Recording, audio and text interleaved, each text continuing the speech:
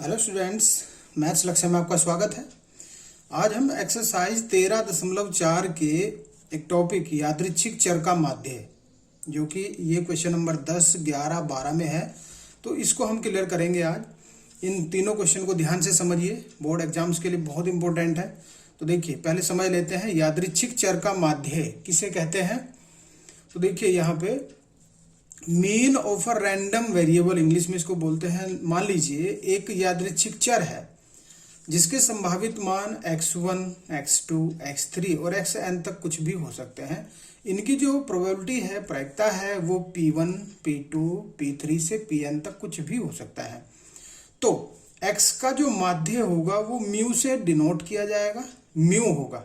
ठीक है, अब ये जो म्यू होगा वो क्या होगा, देखिए ये जो p1 है उसकी x1 से गुणा यादृच्छिक चर से, और x2 की गुणा p2 से, x3 की p3 से, और xn की गुणा करेंगे pn से। इसी प्रकार से कंटिन्यू चलता रहेगा। तो इसको लिखेंगे sigma i equal to 1 to n pi xi, यानी कि p और xi की गुणा, p की और x की गुणा। तो p1 x1 plus p2 x2 plus p3 x3 और जितने भी हैं ये, इन सब की गुणा इसी प्रकार से जुड़ती चली जाएगी। तो इस प्रकार से माध्य ज्ञात कर देंगे, कोई मुश्किल नहीं है, बहुत आसान है। अब थोड़ा सा एक नोट भी मैंने लिखा है यहाँ पे कि यादृच्छिक चर x के माध्य को x की प्रत्याशा, एक्सपेक्टेशन इंग्लिश में भी कहते हैं इसको, तो ई से भी डिनोट कर सकते हैं। E of x equal to mu से तो डिनोट करते ही हैं। माध्य आप इसको जानते ही हैं कि माध्य भी कहते हैं, देखो प्रत्याशा कहते हैं, इंग्लिश में एक्सपेक्टेशन कहते हैं, म्यू से डिनोट करते हैं, और शॉर्ट फॉर्म में ई एक्स से भी डिनोट कर लेते हैं। तो ये बन जाता है overall sigma i equal to 1 to n p i x i. तो ये चीज आपने बेसिकली समझी कि माध्य होता क्या है। अब इसको हम प्रश्न में करेंगे कि इसको किस प्रकार से सॉल्व करते हैं, माध्य निकालते कैसे हैं, तो ये समझेंगे क्वेश्चन नंबर 10 में। ठीक है, क्वेश्चन नंबर 10 में हम देखेंगे एक न्याय सिक्के को 3 उछालों पर प्राप्त चितों की संख्या का माध्य ज्ञात कीजिए। ठीक है, तो देखो यहां पे मैंने पहले लिख लिया है कि जब एक सिक्के को एक बार उछाला जाता है तो चित आने की प्रायिकता क्या होती है। एक सिक्के को जब एक बार उछालेंगे तो चित तो एक ही रहेगा, एक सिक्के में 1 ऊपर आ जाएगा और 2 नीचे आ जाएगा, क्योंकि एक हेड है एक टेल है, तो 2 है कंडीशन। फिर चित ना आने की क्या प्रायिकता होगी, तो वैसे तो देखा जाए जब चित्त नहीं तो पट, तो 1/2 ही आएगा, लेकिन इसको ये जो प्रोबेबिलिटी थी आने की उसमें उसे 1 में से माइनस कर दिया, तो 1/2 आ गया। अब फिर यहाँ पे एक यादृच्छिक चर मान लेते हैं, उसी क्रम में जो ये पूछ रहा होता है कि 3 उछालों पर प्राप्त चितों की संख्या का पूछ रहा है माध्य, तो हम उसको ही यादृच्छिक चर मान लेंगे। यादृच्छिक चर है जो एक सिक्के को 3 बार उछालने पर चित्त आने की संख्या है, ये हमने x मान लिया। अब यहां से देखो, यहां से x के संभावित मान क्या है वो हम लिखेंगे यहां, x के संभावित मान, तभी बंटन ज्ञात हो सकता है। बंटन ज्ञात करने के तरीके जैसा ही बिल्कुल सेम वहीं तक जाना है, लेकिन इसके आगे माध्य का एक स्टेप और चलना है। तो ये हो जाएंगे, देखो 0 हो जाएगा। 0 कैसे, 3 उछालों में से हो सकता है कि 3 जो उछाल हुए हैं उनमें से तीनों में से चित किसी में भी ना आए, तो 0 हो सकता है कि 1 में आ जाए, 2 में ना आए, तो 1 हो सकता है, और 2 हो सकता है, और तीनों में भी चित हो सकता है। तीनों कंडीशन में भी, तीनों उछालों में भी चित आ सकता है। तो x के केवल 4 ही मान आएंगे, 0, 1, 2 एंड 3, राइट। अब इसके बाद समझिए, अब ये देखो कि P probability of x equal to 0 के लिए क्या होगा, इसका मतलब ये होगा कि P कब, जब कोई चित्त ना हो। x 0 का मतलब है कोई चित्त ही नहीं है, कोई चित्त ना हो। तो इसका मतलब यहाँ पे जो हमने P Q माने थे उन्हीं को रखेंगे। इसका मतलब चित्त ना आने की क्या है, Q, पहले पे भी नहीं है, दूसरे पे भी नहीं है, तीसरे पे भी नहीं है, तो तीनों की गुणा हो जाएगी, बराबर 1/2, 1/2, 1/2, तीनों की गुणा करके आ जाएगा 1/8। तीनों की वैल्यू रख देंगे, क्योंकि P की वैल्यू भी 1/2 है और Q की वैल्यू भी 1/2 है। फिर निकालेंगे x बराबर 1 के लिए, P कब? जब एक उछाल पर क्या हो? चित हो। एक उछाल पर हो कम से कम। तो हो सकता है कि पहले उछाल पर हो, दूसरों पर ना हो सकता है कि दूसरे उछाल पर हो और पहले तीसरे पर ना हो सकता है कि पहले पे भी ना हो, दूसरे पे भी ना हो, तीसरे पे हो। तो ये 3 कंडीशन यहां से बन के आ जाएंगे। वैल्यू P और Q की सबकी 1/2 है, तो सबकी वैल्यू वही भर लेंगे। देखो सब में 1/2 ही भर देंगे, तब यहां से क्या मान आएगा वो हम अभी चेक कर लेंगे। देखो ये आ जाएगा 1/2 की 3 बार गुणा करेंगे 8, यहां से भी 1/8, यहां से भी 1/8, तो हो जाएगा 3/8। अब इसके बाद क्या करें? अब इसके बाद करेंगे P x बराबर 2 के लिए। तो P देखो, जब 2 उछालों पर चित्त हो, 2 उछालों पर चित्त हो, इसका मतलब 2 उछालों पर का मतलब हुआ पहले दोनों पर हो, तीसरे पर ना हो। ऐसी कंडीशन हो सकती है, पहले पे हो, दूसरे पे ना हो, तीसरे पे हो, या पहले पे ना हो और बाकी अगले दोनों पर हो चित्त। तो क्या कंडीशन? वैल्यू सबकी 1/2 है, तो इसमें कोई दिक्कत नहीं है रखने में 1/2, और ये भी सारे 1/2 ही रखे जाएंगे। ठीक है, सबको हमने रख दिया 1/2। तो इस प्रकार से ये भी 1/8 आया, ये भी 1/8 आया, ये भी 1/8 आया। तो ये हो गया ओवरऑल 3/8। 3/8 ये आ गया तीनों में, राइट। अब किसके लिए? Px = 3 के लिए देखेंगे। Px = 3 के लिए देखो, यहां से P तीनों उछालों पर चित्त हो, उछालों पर चित्त हो, तो ये हो जाएगा P पहले पे भी, दूसरे पे भी और तीसरे पे भी, तीनों पे चित्त होने की कंडीशन में 1/2, 1/2 और 1/2, ये हो जाएगा 1/8। अब इसके बाद का जो स्टेप रहता है वो है प्रायिकता बंटन का। प्रायिकता बंटन ज्ञात करेंगे, तो x और Px या प्रोबेबिलिटी ऑफ x, यहाँ पे कितने हैं देखो, 0 है, 1 है, 2 है और 3 है। 0 पे कितना आया था? 0 पे आया था 1/8, 1 पे आया था 3/8, 2 पे आया था 3/8 और इस पे 3 पे आया है 1/8। ओके, तो ये बन गया बंटन आपका। अब इसके बाद का जो स्टेप है बस वो थोड़ा सा समझने वाला है, माध्य कैसे ज्ञात करते हैं। तो माध्य के लिए क्या किया? Sigma of 1 = 1 to n, i = 1 to n xi और pxi की गुणा, xi और pxi की गुणा कर दो, इन दोनों की गुणा कर दी, इसकी इससे, इसकी इससे, इसकी इससे, इसकी इससे, बस इतना सा तो काम है। 0 × 1/8, 1 × 3/8, 2 × 3/8 और 3 × 1/8, इसकी इससे, ठीक है ना, इस प्रकार से गुणा। तो ये तो 0 हो गया, 0 हो गया पूरा, और ये हो गया 3/8, फिर ये हुआ 6/8 एंड ये हुआ 3/8, सारे जुड़ के 3 6 9 और 3 12/8, 4 से दोनों कट जाएंगे, 4 × 12, 4 × 2 = 8, तो 3/2 आपका आंसर आ जाएगा। ठीक है, तो थोड़ा सा रिपीट कर लेते हैं इसको। रिपीट में देखो, जब एक सिक्के को एक बार उछाला जाता है तो प्रायिकता क्या आएगी चित आने की? 1/2, और चित ना आने की प्रायिकता आएगी 1 में से 1/2 को इसको घटा देंगे तो 1/2 ही आएगा। अब देखिए यहाँ पे एक यादृच्छिक चर माना है x, तो एक सिक्के को 3 बार उछालने पर चित आने की संख्या है एक यादृच्छिक चर। अब x के मान कितने हो सकते हैं संभावित? 3 हो सकते, 4 हो सकते हैं। कैसे? 0 हो सकता है, 1 हो सकता है, 2 हो सकता है, 3। कैसे? देखो, या तो एक बार भी चित ना आए, हो सकता है कि 1 बार आ जाए, हो सकता है कि 2 बार आ जाए, हो सकता है कि 3 बार आ जाए। इस प्रकार से हम इसके मान निकालते हैं। अब जब x = 0 था, कोई चित्त नहीं था, तब इसका मतलब q की 3 बार गुणा करके, फिर x = 1 के लिए इसी प्रकार से आया, x = 2 के लिए इसी प्रकार से आया, और फिर हमने क्या किया, 3 के लिए लाए, तो इन सबको क्या कर दिया हमने, प्रायिकता बंटन बना लिया। और फिर माध्य निकालने के लिए क्या करेंगे, बस इन सब की गुणाओं का योग कर लेंगे और आपका आंसर बन जाएगा। तो अब हम कौन सा क्वेश्चन करने वाले हैं, क्वेश्चन नंबर 11। आप इसको समझ गए होंगे। जो कोई दिक्कत होगी एक बार से और देखना है, क्वेश्चन नंबर 11 को देखेंगे। जब 2 पासों को युग्मतः उछाला गया, जोड़ों में मतलब, यदि x छक्कों की संख्या को व्यक्त करता है तो x की प्रत्याशा ज्ञात कीजिए। देखो यहां माध्य नहीं दिया है, यहां प्रत्याशा कहा है, तो बात तो वही है, ज्ञात तो हमें फिर भी माध्य ही करना है। ठीक है, तो इसके लिए हम देखिए क्या करेंगे।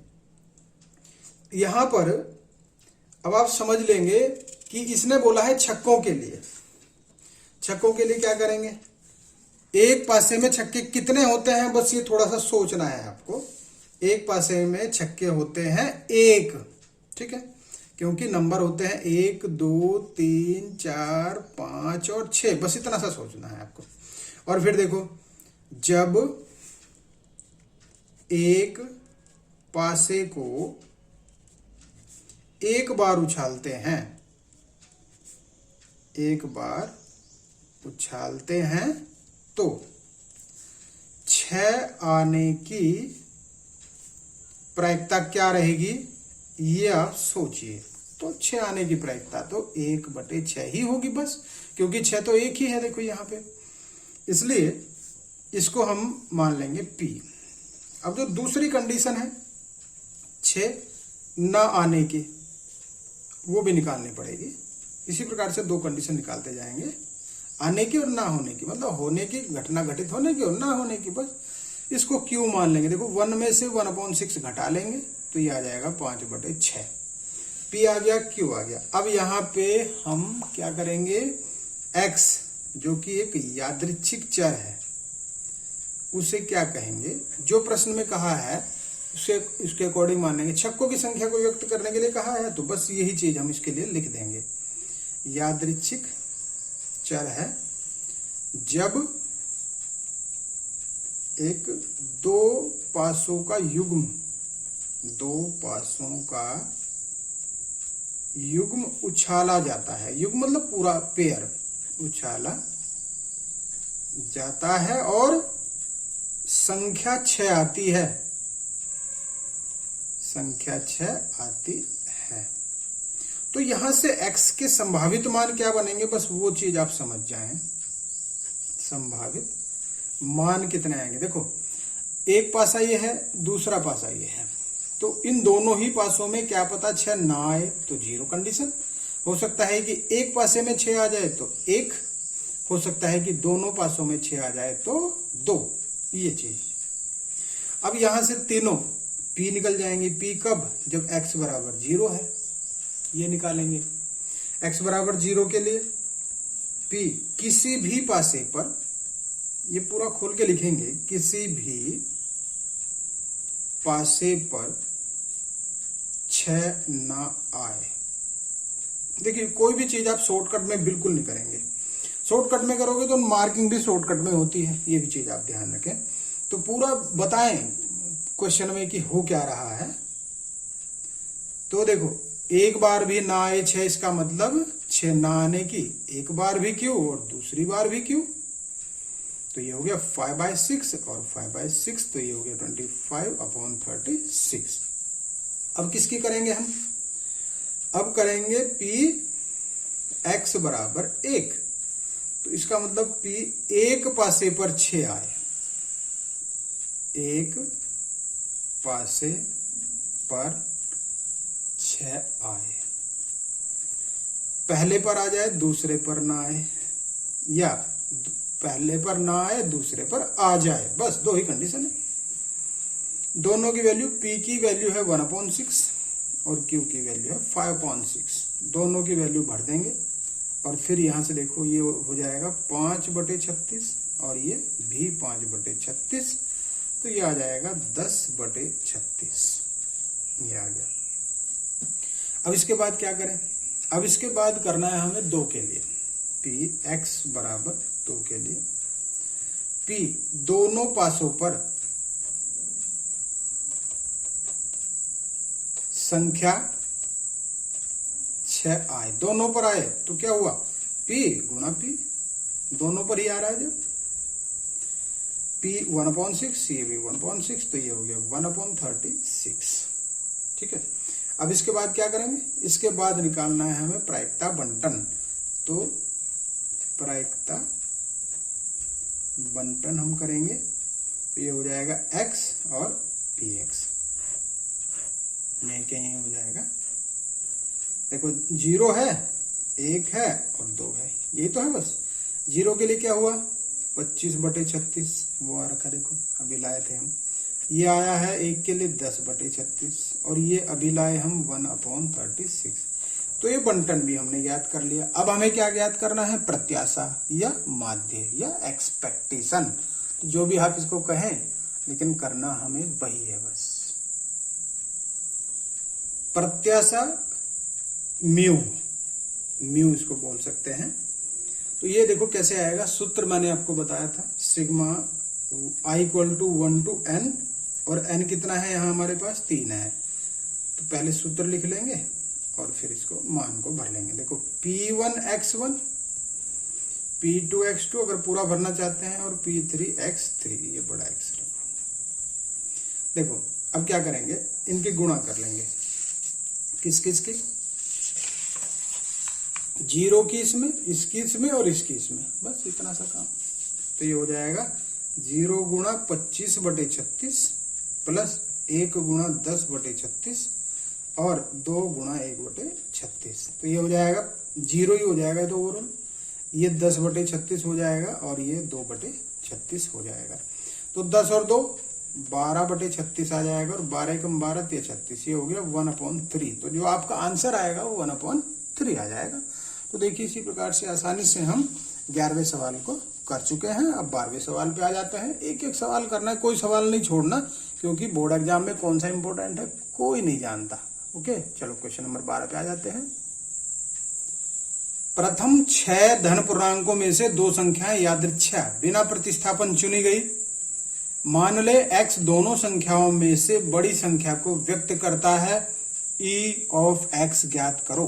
तो पहले पता होना चाहिए कि पूछ क्या रहा है। e of x मतलब एक्सपेक्टेशन ऑफ x, यानी कि प्रत्याशा या माध्य आप इसको कह सकते हैं। तो देखिए पहले या प्रथम 6 धन पूर्णांक कौन से होते हैं ये आपको जानकारी है।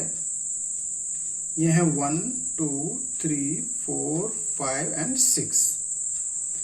अब बिना प्रतिस्थापन किए, यानी कि जो एक बार ले लिया उसे दोबारा उसमें नहीं रखना, बिना प्रतिस्थापन किए 2 संख्याओं के चुनने के तरीके देखो कितने हो जाएंगे।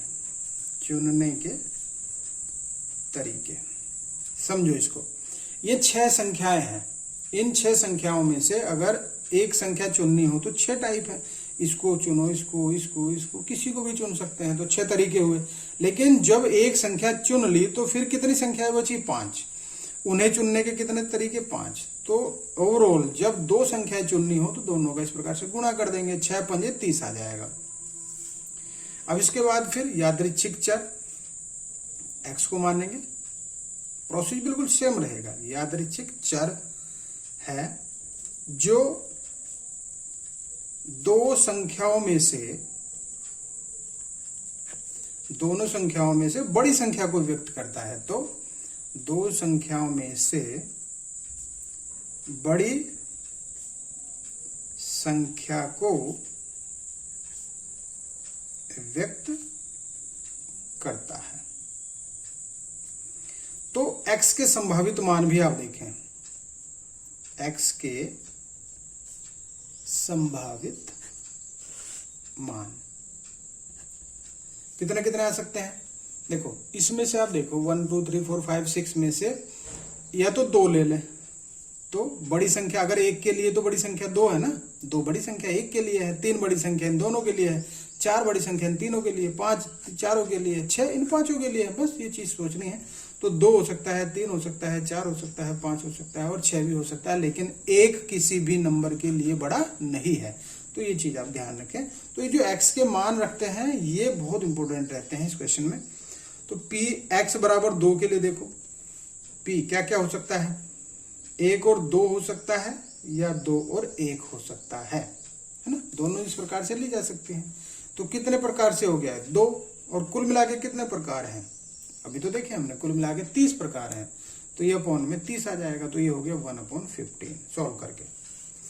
अब देखो x बराबर 3 के लिए, तो x बराबर 3 के लिए क्या हो सकता है, 2 3 ले लो है ना, 2 3 ले लो, 1 3 ले लो, 3 1 भी ले लो और 3 2 भी ले लो, इस प्रकार से भी तो कर सकते हैं। तो ये हो जाएगा 1 2 3 और 4 अपॉन 30, या इसको कह सकते हैं 2/15, 2 से कट जाएंगे दोनों। अब देखो x बराबर 4 के लिए, 4 के लिए क्या हो सकता है, 1 4 हो सकता है, 2 4 हो सकता है, 3 4 हो सकता है, या इसका उल्टा 4 3 हो सकता है, 4 2 हो सकता है और 4 1 भी हो सकता है। तो देखो कितने, 1 2 3 4 5 6 और बटे में क्या, बटे में तो टोटल प्रकार 30 ही है। तो ये हो जाएगा 1/6 1/5 बन जाएगा। अब इसके बाद करना है हमें x = 5 के लिए। 5 के लिए देखो क्या बनेगा, 1 5 हो सकता है, 2 5 हो सकते हैं, 3 5 हो सकते हैं, 4 5 हो सकते हैं और 5 5 नहीं हो सकते ना। 5 4 5 से आगे फिर 5 4 इसका उल्टा कर दो, बस 5 4 5 3 5 2 ऐसे कर दो, 5 3 5 2 और 5 1 सबको जोड़ दो, 1 2 3 4 5 6 7 8 है ना, 8 और अपॉन में क्या 30, 2 से काटो, 2 चौके 8 और 2 से 15, 4/15। अब इसके बाद किसके लिए, तो 6 के लिए। बस ये सिंपल सा इसी प्रकार से तरीका चल रहा है, चलता रहेगा। देखो क्वेश्चन को, p x बराबर 6, तो p क्या क्या हो जाएगा, देखो 1 6 हो जाएगा, 2 6 हो जाएगा, 3 6 हो जाएगा, 4 6 हो जाएगा, 5 6 हो जाएगा है ना, और फिर 6 5 हो जाएगा, 6 4 हो जाएगा, 6 3 हो जाएगा, 6 2 हो जाएगा और 6 1 भी हो सकता है। तो 1 2 3 4 5 और 5 ये 10, तो ये हो गया 10 और बटे में 30, 0 से 0 कटा, 1/3 आ गया। अब इसके बाद क्या करना होता है, इसके बाद करना है प्रायिकता बंटन। प्रायिकता बंटन, बंटन करिए x और px।